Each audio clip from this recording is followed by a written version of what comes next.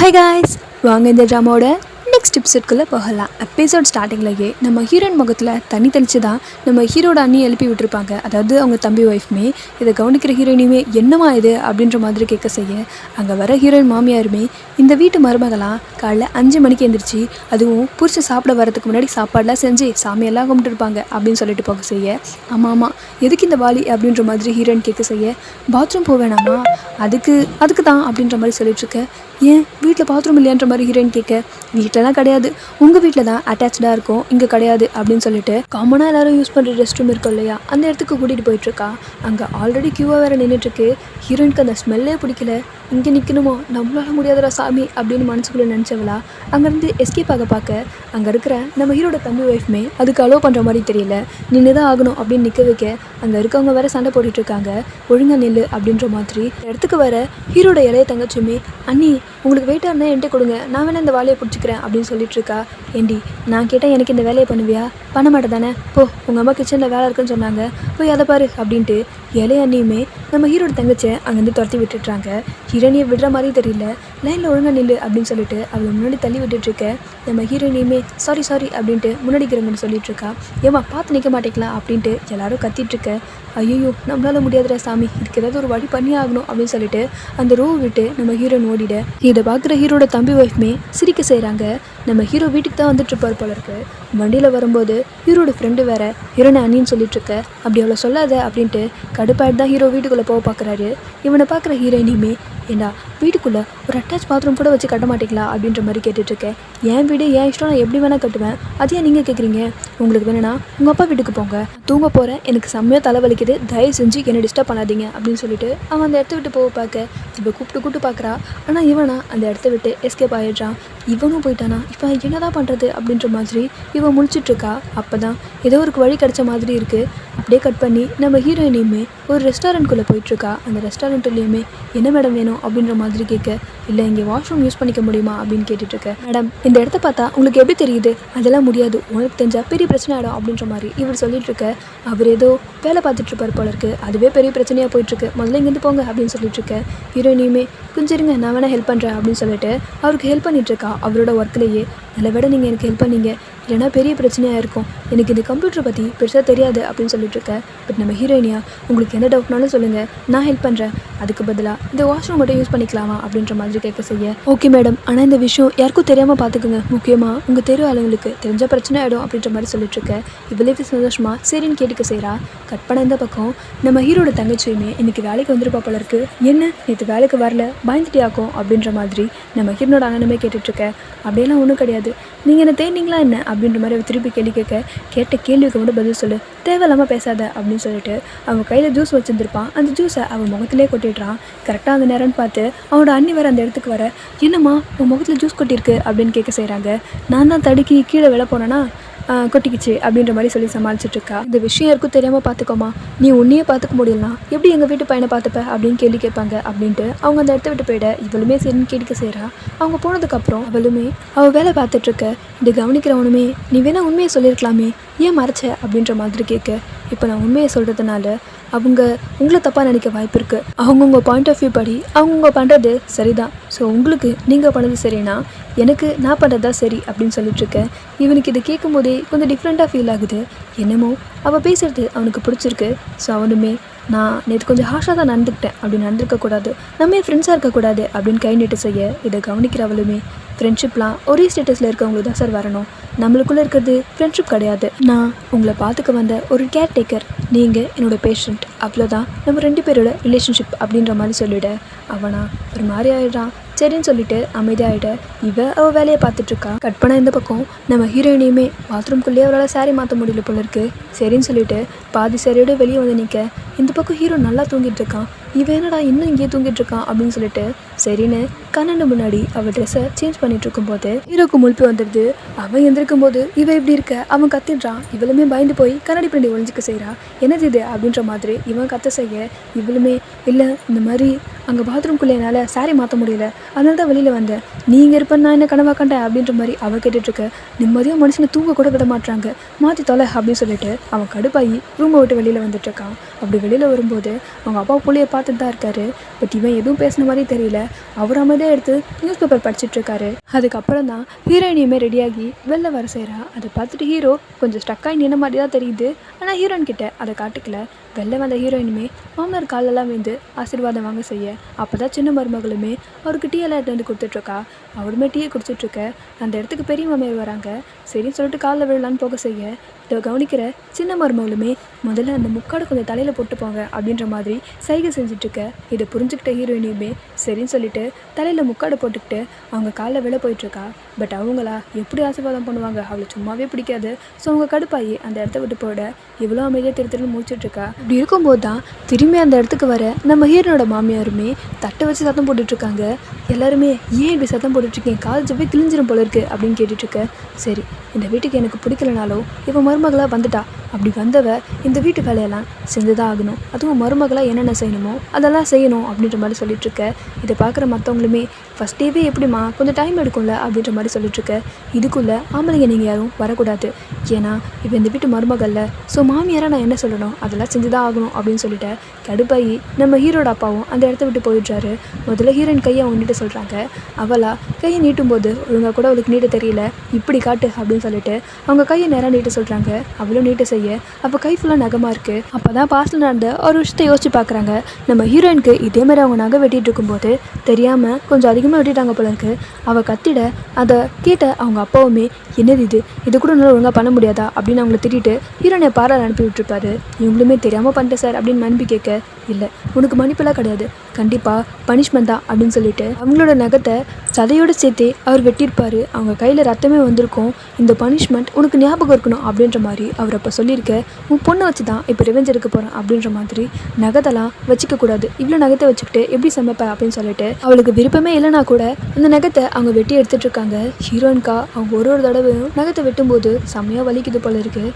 இவளுக்குமே அதே மாதிரி பண்ணணும்னு சொல்லிட்டு ஹீரோயினுக்கு ரத்தம் வர மாதிரியே கடைசி நகத்தை வெட்டி விட்டுட்டு, ஐயோ என் மாமியார் என்ன வர வர இவ்வளோ கொடூரமாக பண்ணிகிட்ருக்காங்க, நம்மக்கிட்ட கூட இவ்வளோ மோசமாக நடந்துக்கிட்டது கிடையாது, பரவாயில்ல அப்படின்னா என் மாமியார் என்கிட்ட இவ்வளோ நல்லபடியாக தான் நடந்துக்கிறாங்க அப்படின்ட்டு இவன் மனசுக்குள்ளே நினச்சிக்க செய்ய கட் பண்ணால் இன்னொரு பாசிட்டிவ் நினச்சி பார்க்குறாங்க. நம்ம ஹீரோயின் சப்பாத்தி சாப்பிடும்போது இது ரொம்ப ஹார்டாக இருக்குது அப்படின்னு சொல்லியிருப்பா. என் பொண்ணுக்கு இப்படி தான் சப்பாத்தி செஞ்சு எடுத்துகிட்டு வருவியா அப்படின்ட்டு ஹீரோனோட அப்பாவுமே கேட்க, சார் அவசரத்தில் கொண்டு வரும்போது நெய் போட மறந்துட்டேன், அதனால தான் ஹார்ட் ஆகிடுச்சு போல இருக்குது அப்படின்னு சொல்ல அவர் அதுக்கு அவங்களுக்கு பனிஷ்மெண்ட் கொடுத்துருப்பாரு. அதெல்லாம் யோசிச்சு பார்த்தவங்களுமே முதல்ல நீ இப்போ சமைக்க கற்றுக்கணும், அதுவும் இந்த வீட்டில் இருக்க எல்லாருக்கும் நீ தான் சப்பாத்தி செய்யணும், ஆனால் யாரும் இவளுக்கு ஹெல்ப் பண்ணக்கூடாது அப்படின்ற மாதிரி மற்றவங்ககிட்ட சொல்லிட்டுருக்காங்க. ஹீரோயினியா அவள் கையில் அடிபட்டுருக்கல, முதல்ல அதை போய் தண்ணியெல்லாம் ஊற்றி வாஷ் பண்ணிகிட்ருக்கா. அவளுக்கு எரியுது போல இருக்குது. ஐயோ நம்ம கை அப்படின்னு சொல்லிட்டு இலை மருமவை கையவே பார்த்துட்ருக்கா. இந்தளவுக்கு என் மாமியார் என்கிட்ட கூட மோசமாக நடந்துக்கிட்டது கிடையாது, அந்தளவுக்கு ஹீரோயின் என்ன பண்ணியிருப்பா அப்படின்ற மாதிரி இவங்க மனசுக்குள்ளே நினச்சிக்கிறாங்க. நம்ம ஹீரோனோட மாமியாருமே சொன்னதெல்லாம் புரிஞ்சதில்லை அப்படின்ற மாதிரி கேட்க, இவளுக்கா என்ன இப்போ சமைக்கணும் அவ்வளோதானே, இதெல்லாம் ஒரு விஷயமா, சிம்பிளாக செஞ்சிடலாம், சப்பாத்தி எடுக்கணும் தண்ணி ஊற்றணும் மிக்ஸ் பண்ணால் சப்பாத்தி மாவு வந்துட போகுது அப்படின்னு சொல்லிட்டு மேலே நிறையா டப்பா இருக்குது, எந்த டப்பாவில் என்ன இருக்குன்னு எப்படி தெரியும், சரி திறந்து பார்ப்போம் அப்படின்னு கஷ்டப்பட்டு திறக்கிறா. அது டீ தூள் போல இருக்குது, அது அவள் மேலே மட்டும் கொண்டு வந்து பார்த்ததுன்னு சொல்லிட்டு அவங்க மாமியார் மேலேயும் கொட்டிக்கிச்சு.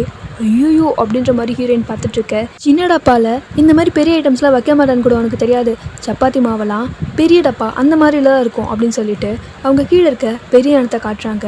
இதை க்ளீன் பண்ணுமேன்ற மாதிரி பார்க்கும்போது முதல்ல இதை ஒழுங்காக பண்ணி முடி அப்படின்னு சொல்லிட்டு அவங்க கடுப்பாகி அந்த இடத்த விட்டு கிளம்பிடுறாங்க.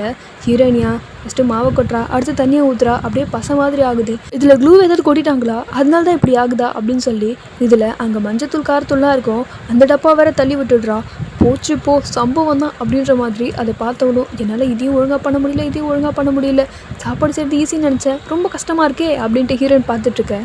அந்த இடத்துக்கு வர மாமியாருமே இவ பண்ணி வச்ச அலங்கோலத்தெல்லாம் பார்த்துட்ருக்காங்க. இதெல்லாம் ஹீரோக்கு தெரியும் போல இருக்கு. பட் இருந்தாலும் அவனும் என்ன பண்ண முடியும், எதுக்கு இவங்களுக்கு தேவையில்லாமல் இவ்வளோ கஷ்டம், பேசாமல் அவங்க அப்பா வீட்டுக்கு போயிட்டாங்கன்னா இவ்வளோ பிரச்சனையே இல்லையன்ற மாதிரி தான் ஹீரோ நினச்சிட்ருக்க. இதெல்லாம் பார்க்குற மாமியாருமே நீ இப்போ பண்ணி வச்சிருக்கியே இதெல்லாம் எவ்வளோ செலவு தெரியுமா அப்படின்ட்டு அவங்க இளைய மருமகளை ஒரு நோட் எடுத்து எல்லாத்தையும் நோட் பண்ண சொல்கிறாங்க.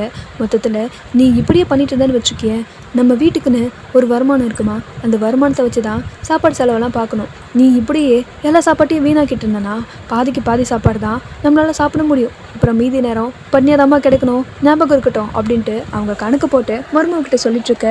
சாரி, நான் வேணும்னே பண்ண கிடையாது, எனக்கு சமைக்க தெரியாது, நீங்கள் சொல்லிக் கொடுங்க, நான் சீக்கிரம் கற்றுக்குறேன் அப்படின்னு சொல்லிட்டுருக்கேன்.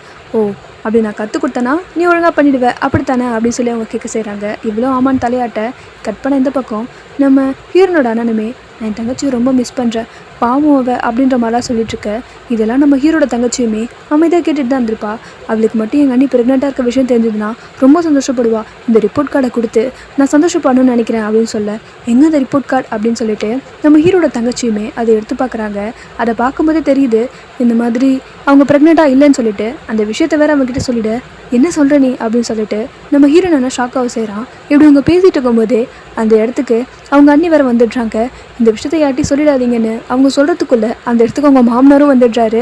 என்ன விஷயமா, நீ கையில் ரிப்போர்ட் வச்சுருக்க, யாருது அப்படின்னு கேட்டுட்டு இருக்கும்போது இவளுக்கு பயமாக வருது. உண்மையை சொன்னால் பிரச்சனை ஆகும்னு நம்ம ஹீரோட தங்கச்சிக்கு நல்லாவே தெரியுது. ஸோ அதனால அவளுமே சமாளிக்கிறதுக்கோசரம், இதுவா உங்கள் பையனோட ரிப்போர்ட்ஸ் தான், நான் பார்த்துட்ருக்கேன், அது என்னோட பழைய ரெக்கார்ட்ஸ் அப்படின்னு சொல்லிட்டுருக்கேன். சரி ஓகே, என் பையன் சீக்கிரமாக சரியாகணும், அது உன் கையில் தான் இருக்குது அப்படின்னு சொல்லிட்டு அந்த இடத்த விட்டு கிளம்பிட. கட் பண்ண இந்த பக்கம் நம்ம ஹீரோயின் கிட்ட அவங்க மாமியாருமே சப்பாத்தியை ஃபஸ்ட்டு எப்படி உருட்டணும் அப்படின்னு சொல்லி கொடுத்துட்ருக்காங்க. ஆனால் அவளுக்கு ஒழுங்காக உருட்டவே வரமாட்டேங்குது. இது எல்லாத்தையும் நம்ம ஹீரோ பார்க்க தான் செஞ்சிட்ருக்கா. என்னது இது, உன்னை வட்டமாக உருட்ட சொன்னால் நீ ஏதோ மேப்லாம் போட்டுட்ருக்க, இதெல்லாம் கொஞ்சம் கூட நல்லா இல்லை பார்த்துக்க அப்படின்னு சொல்லிட்டு ஹீரோயினை கிள்ளி விட்டு அவங்க சொல்லி கொடுத்துட்ருக்காங்க. ஹீரோக்கு கஷ்டமாக தான் இருக்குது, இருந்தாலும் என்ன பண்ண முடியும், அமைதியாக நடக்கிறதெல்லாம் பார்த்துட்ருக்கான். சப்பாத்தியை எப்படி சுடுறதுன்னு சொல்லி கொடுத்துட்ருக்க. ஹீரோயின் கையில் வேற சுட்டுக்க செய்கிறா. இதை கவனிக்கிற அவனுமே ரொம்ப கஷ்டப்படுறான். இவளுக்கு கையில் ஆல்ரெடி அடிபட்டு இருந்துச்சு இல்லையா, அதிலே பட்டுச்சு போல இருக்குது. ஸோ அவளுமே கத்திட்ருக்க, எப்படியெல்லாம் என்ன ஏமாற்ற முடியாது, வேலையை பாரு அப்படின்னு சொல்லிட்டு அவங்க அவளை சப்பாத்தி சுட வச்சிட்ருக்காங்க. இந்த பக்கம் நம்ம அண்ணியுமே அவங்களோட குழந்தைகிட்ட, தயவு செஞ்சு இந்த விஷயத்த வெளியில் சொல்லாதீங்க, நான் இதை வேணும்னே பண்ண கிடையாது, அன்றைக்கி நான் மயங்கி வந்தப்போ பாட்டி ஏதோ நான் ப்ரெக்னெண்ட்னு நினச்சிக்கிட்டாங்க, ஆனால் டாக்டர்கிட்ட செக் பண்ணதுக்கப்புறம் தான் தெரிஞ்சிச்சு நான் ப்ரெக்னென்ட் இல்லைன்னு சொல்லிட்டு. இந்த விஷயத்த நான் சொல்லணும்னு தான் பார்த்தேன், ஆனால் அவங்க அப்பாவை நினச்சாலே எனக்கு பயமாக இருக்குது. சொந்த பொண்ணையே ஒரு மணிக்காமல் தண்டனை கொடுத்தவர் என்னை சும்மா விடுவாரா, எனக்கு அதான் பயமாக இருக்குது அப்படின்னு சொல்லிட்டுருக்கேன். பட் இந்த விஷயத்தை எவ்வளோ நாளைக்கு மறைக்க முடியும், ஒரு நாளில் ஒரு நாள் தெரிஞ்சு தானே ஆகணும் அப்படின்ட்டு ஹீரோ தங்கச்சியுமே சொல்ல, தெரியும் போது தெரியட்டும், தயவு செஞ்சு நீங்கள் சொல்லாதீங்க ப்ளீஸ் அப்படின்ற மாதிரி அவங்க கெஞ்சு கேட்டுட்டு இருக்கும்போது இதை கவனிக்கிற நம்ம ஹீரோட அண்ணனுமே, சரி நாங்கள் கண்டிப்பாக சொல்ல மாட்டோம் அப்படின்னு அவங்களுக்கு ப்ராமிஸ் பண்ணி தராரு. ஆனால் இந்த பக்கம் நம்ம ஹீரோவா, எனக்கு தலை வலிக்குதுடா, எதுக்குடா ஹீரோனுக்கு தேவையில்லாத வேலை, எங்கேயாவது அவங்க அப்பா கிட்ட மன்னிப்பு கேட்டுட்டு சந்தோஷமாக இருக்கலாமா, அதை விட்டுட்டு ஏன் இப்படி இருக்கணும் அப்படின்ட்டு கேட்க, இதை கவனிக்கிற ஃப்ரெண்டுமே, டேய் அன்றைக்கி இங்கே இருக்க தாண்டா விருப்பம் அப்படின்னு சொல்ல, முதல்ல அவ்வளோ அண்ணியும் சொல்லாத அப்படின்னு சொல்ல, சரி சரி இஷாக்கு இங்கே இருக்க தான் விருப்பம் போல இருக்குது, பேசாமல் நீ அவங்கக்கிட்ட ஃப்ரெண்டாக பேசி அன்பாக இந்த வீட்டை விட்டு போக சொல்லக்கூடாது, கோவத்தினால சில விஷயங்கள் அவங்களுக்கு புரியாமல் இருக்கலாம், ஆனால் அன்பாக பேசினா கண்டிப்பாக புரியும்னு சொல்ல, ஆமாம் கண்டிப்பாக அவங்க புரிஞ்சுப்பாங்க, நம்ம தான் எடுத்து புரிய வைக்கணும், அவங்களுக்கு தெரியலன்னு நினைக்கிறேன் அப்படின்ட்டு ஹீரோவும் நினச்சிக்கிறாரு. இந்த பக்கம் ஹீரோயினையுமே கஷ்டப்பட்டு யானத்தை விளக்கிட்டு இருக்கும்போது அந்த இடத்துக்கு வர ஹீரோட தங்கத்தை சுருட்ட முடிக்காரையுமே, அப்பா அவங்களுக்கு கொடுக்க சொன்ன சாப்பாடு அப்படின்னு சொல்லிட்டு கருகி போன சப்பாத்தி எடுத்து வந்து கொடுத்துட்ருக்கா. ஹீரோயின் தான் அப்படி சுற்றுப்பா போல இருக்குது, அதனால தான் அவகிட்டே எடுத்து வந்து கொடுத்துட்ருக்க. சரி முதல்ல சாப்பிட்டு வேலையை பார்ப்போம் அப்படின்னு சொல்லிட்டு கஷ்டப்பட்டு அதை சாப்பிட போயிட்டுருக்கா. அவளுக்கு பிடிக்கல, ஆனால் வேறு வழி இல்லை, பசிக்குதுன்னு சொல்லிட்டு அதை சாப்பிட போயிட்டுருக்க. இதை பார்க்குற ஹீரோக்கு கொஞ்சம் கஷ்டமாக இருக்குது. முதல்ல என் கூட வாங்க அப்படின்ட்டு அவளை கூப்பிட்டுட்ருக்க. நான் எங்கேயும் வர முடியாது, எனக்கு ஏகப்பட்ட வேலை இருக்குது அப்படின்னு நீங்கள் சொல்லிட்டுருக்கா. என் கூட வர போகிறீங்களா இல்லையா, என்னால் வர முடியாது அப்படின்னு சொல்லிட்டு ஹீரோன்னு சொல்லிட்டுருக்க. சத்தம் போடாதீங்க, அமைதியாக இருங்க, இல்லைனா சித்தி முடிச்சுப்பாங்க அப்படின்னு சொல்லிட்டு சப்பாத்தி சுடுறதுக்குன்னே இங்கே ஒரு ஸ்டீல் கம்பி மாதிரி வச்சுருப்பாங்கல்ல, அதை எடுத்து நம்ம ஹீரோயினோட வலையில் பிடிச்சி அமைதியாக வான்னு சொல்லி அவன் கூப்பிட்டுட்ருக்க. இவள் வேறு வழியே இல்லாமல் ஹீரோ கூட போகிறா. அப்படி போகும்போது ரிமோட்டை வேற ஹீரோ தள்ளி விட்டுடுறான். சரின்னு அதை கீழே விடாமல் பத்திரமா பிடிச்சி வைக்க செய்ய அவங்க சித்தி தூங்கி தான் இருப்பாங்க போல இருக்குது. சத்தம் கேட்டிருந்தா அவ்வளோதான் சொல்லிட்டேன், ஸோ அமைதியாக என் கூட வா அப்படின்னு கூப்பிட்டு, எங்கே அப்படின்னு சொல்லிட்டு இவ்வளோ அவன் கூட வந்து பார்த்தா இவன் ஒரு கடைக்கு தான் கூப்பிட்டு வந்திருக்கான், அதுவும் சாப்பிட்ற கடை போல இருக்குது. ஹீரோயினுக்கும் அவனுக்கும் அவன் பாஸ்தா வாங்கி வச்சுட்ருக்க. இதை பார்க்குற ஹீரோயினுக்கு, அப்பா இப்போ தாண்டா சாப்பாடை பார்த்த மாதிரி இருக்குது அப்படின்னு சொல்லிட்டு அந்த சாப்பாடு எடுத்து சாப்பிட போயிட்டுருக்க. அதில் அவளுக்கு பிடிக்காத கேப்சிகம் இருக்குது போல இருக்குது, அதை எடுத்து ஒதுக்கி வச்சுட்டு சாப்பிட்டுட்ருக்க. அது நம்ம ஹீரோவுமே அமைதியாக பார்க்க செய்கிறாரு. இவளுமே, நான் சாப்பாடு செய்கிறது ரொம்ப ஈஸின்னு தான் நினச்சேன், ஆனால் ரொம்ப கஷ்டமாக இருக்குது, பட் பரவாயில்ல சீக்கிரமே கற்றுப்பேன், எப்படியாவது கஷ்டப்பட்டு இந்த உலகத்துலேயே சூப்பரான சப்பாத்தி நான் தான் சொல்கிறேன் அப்படின்னு சொல்லிட்டு என் மாமியார் சொல்கிற மாதிரி நடந்துக்கிறேன் பாரு அப்படின்ற மாதிரிலாம் சொல்லிட்டுருக்கேன். இதை கேட்குற ஹீரோக்கா இவள் ஃபஸ்ட் எபிசோடில் சொல்லியிருப்பா இல்லையா, ஐஏஎஸ் ஆகணுன்றது எவ்வளோ பெரிய கனவு தெரியுமா அப்படின்லாம். இப்படிப்பட்ட பொண்ணையா நம்ம இப்படி சொல்ல வச்சுருக்கோம். கண்டிப்பாக நம்ம ஹீரோயினியை வீட்டுக்கு அனுப்பி ஆகணும். இல்லைனா அவளோட ட்ரீம்ஸையே அவள் மாற்றிப்பா போல இருக்குது. அவள் ஐஏஎஸ் ஆகணுன்றத கனவை வச்சுருந்தா, இப்போ என்னடானா சப்பாத்தி சுடுறதே பெரிய கனவை வச்சிட்ருக்கா. சேச்சே, நம்மளால் தான் இது எல்லாமே. முதல்ல இதெல்லாத்தையும் நம்ம மாற்றி ஆகணும் அப்படின்ற மாதிரி ஹீரோ மனசுக்குள்ளே நினச்சிக்க செய்கிறாரு. இப்படி அவங்க சாப்பிட்டுட்டு இருக்கும்போது அந்த பெஞ்சில் ஒரு பூச்சி ஏறிட்டுருக்கு. ஹீரோனை டிஸ்டர்ப் பண்ணக்கூடாதுன்னு சொல்லிட்டு அந்த பூச்சியையும் கொல்லாமல் அதை அவன் கையை வச்சு தடுத்துட்ருக்கான். இதை பார்க்குற ஹீரோயினுக்கு லைட்டாக சிரிப்பு வர செய்யுது. பட் இருந்தாலும் கண்டுக்காமல் சாப்பிட்டுட்டு இருக்கும்போது அவனுடைய பாஸ்தாவையும் எடுத்து சாப்பிட சொல்லி கொடுத்துட்ருக்க. உனக்கு வேணாமான்ற மாதிரி கேட்க, நீங்கள் செஞ்ச சப்பாத்தியை சாப்பிட்டு பாருங்க, அதுவே வயிறு ஃபுல்லாகிடுச்சு, நீங்கள் சாப்பிடுங்க அப்படின்னு சொல்லிட்டுருக்க. அவனோட சாப்பாட்டையுமே இவன் சந்தோஷமாக சாப்பிட்டுட்ருக்கா. இவன் ஆல்ரெடி சாப்பிடும்போதே இவனோட பேக்கெட்டில் இருந்த இந்த குடமிளகா தான் அவன் ஆல்ரெடி தனியாக எடுத்து வச்சுருந்துருப்பான். அவள் சந்தோஷமாக சாப்பிடும்போது மறுபடியும் அந்த பூச்சி வருது. மறுபடியும் அந்த பூச்சியை நம்ம ஹீரோ கையை வச்சு தடுத்துட்ருக்கான். பெல் எடுத்து வந்து கொடுக்குறாங்க. சரின்னு சொல்லிட்டு சாப்பிட்டுட்டு அவங்க அந்த இடத்துக்கு கிளம்ப போக, பரவாயில்ல ஹீரோ நமக்கு இவ்வளோ ஹெல்ப்ஃபுல்லாக இருப்பானே நான் நினச்சி கூட பார்க்கல அப்படின்ட்டு அவள் கையை கிளியெல்லாம் பார்த்துட்ருக்கா. இவனுமே என்னன்ற மாதிரி கேட்க, இதெல்லாம் கனவு மாதிரியே இருக்குது, இவன் இவ்வளோ நல்லவன் கிடையாதே அப்படின்னு இவன் மனசுக்குள்ள நினச்சிக்க செய்கிறா. இதோட நமக்கு இந்த எபிசோட் முடிக்கிறாங்க. நெக்ஸ்ட் எபிசோட் சீக்கிரமாக பார்க்கலாம் மக்களே. ஓகே, டாட்டா, பாய் பாய்.